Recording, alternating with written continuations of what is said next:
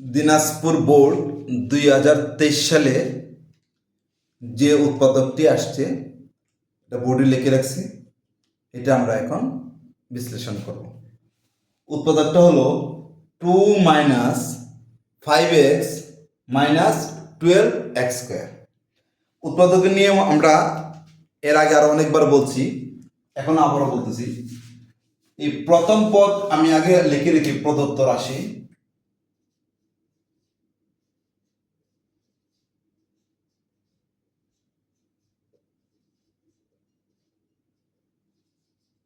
Two minus 5x minus 12x², এটা হলো প্রদত্ত রাশি। তাহলে দেখো আমরা মিল টার্ম আমরা এইভাবে করব, প্রথম পদটা ঠিক রাখবো, মাইনাস চিহ্ন ঠিক রাখবো, শেষের পদটাও ঠিক রাখবো, চিহ্নটাও ঠিক রাখবো। এই দুইটা চিহ্ন গুণ করো, মাইনাসে মাইনাসে প্লাস, এদিকে সবসময় বড়টা বসবে, এদিকে ছোট একটা পদ বসবে। অর্থাৎ এটার নাম ওই মিডল ফ্যাক্টর বা মিডল টার্ম, বাংলা বলে মধ্যরাশির উৎপাদক। মধ্যরাশিটাকে এমন দুই ভাগে পৃথক করব যে দুইটা ভাগের এখানে একটা ভাগ বসাবো, এদিকে একটা ভাগ বসাবো, এখানে বড়টা বসবে, এখানে ছোটটা বসবে। যদি প্রশ্ন আসতে পারে স্যার যদি দুটোটা সমান হয়, সমান হলে যে কোনো এক জায়গায় বসলেই হবে। আচ্ছা যাই, এখন চিহ্ন এই প্লাস চিহ্নটা আমি কোথা থেকে বসালাম, নিজের থেকে নয়, কিন্তু এই দুইটা চিহ্ন গুণ করে মধ্যখানে বসালাম, এখানে বড়টা এখানে ছোটটা বসবে। এই পদটা হবে প্লাসের আর এই পদটা হবে মাইনাসের। তাহলে প্লাসে মাইনাসে কি বিয়োগ, বিয়োগ করলে আমার 5x হবে। এখানে কিন্তু এখানে আর যোগ হবে না, অবশ্যই বিয়োগ, একটা প্লাসের হবে একটা মাইনাসের, প্লাসে মাইনাসে বিয়োগ। এই চিহ্নের উপরে তুমি যোগ করবে না বিয়োগ করবা, এই চিহ্নের উপর নির্ভরশীল। কারণ এখানে যে সংখ্যাটা বসাবো এটা হবে প্লাসের, এদিকে যে সংখ্যাটা বসাবো এটা হবে মাইনাসের। তাহলে প্লাসে মাইনাসে বিয়োগ, এখানে আর যোগ করা যাবে না, বিয়োগ করলে 5x হবে।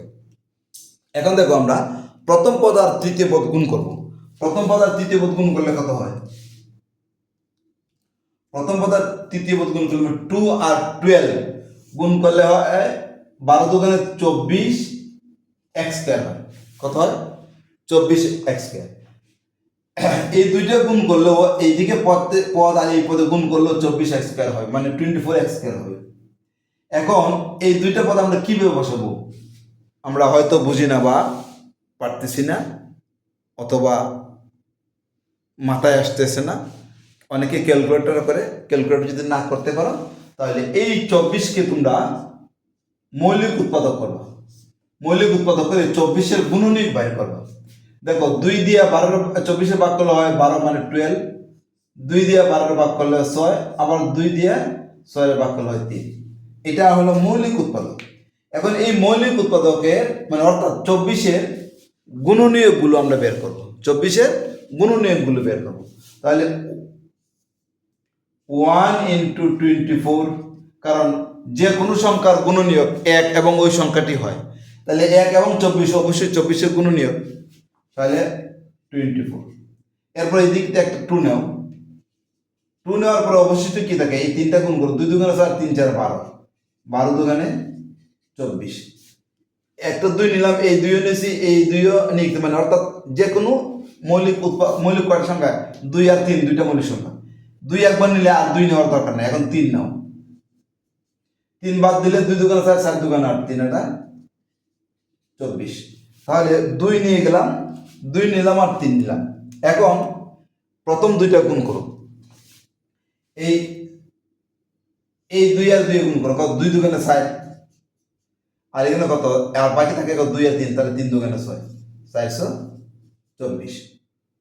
পরের দুইটা যদি নেই তাহলে 2 দুগুণে 4, 4 তো আমরা নিয়ে গেছি, আর এই দুইটা দরকার নেই। পরের দুইটা নেই কি, 3 দুগুণে 6, 6 নিয়ে গেছি, 2 দুগুণে 4 থাকে, আর আবার হবে না, সবগুলো হয়ে গেছে কিন্তু অলরেডি।